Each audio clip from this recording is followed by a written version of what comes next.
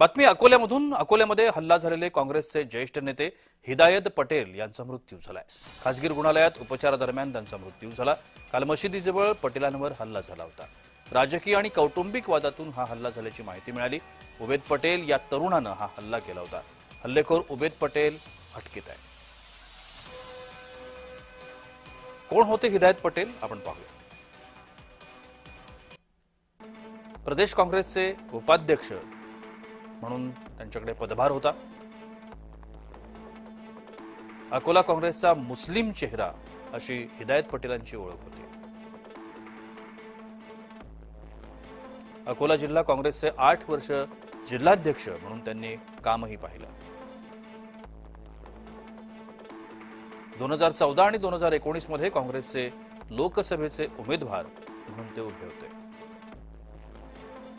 हिदायत पटेलांचे सहकारात देखील मोठं योगदान होतं। 25 वर्षांपासून अकोला जिल्हा बँकेचे संचालक म्हणून ते काम पाहत होते।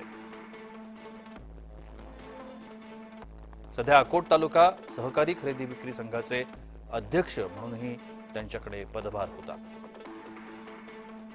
35 वर्षांपासून अकोट बाजार समितीचे माजी सभापती आणि संचालक म्हणून ते कार्यरत होते।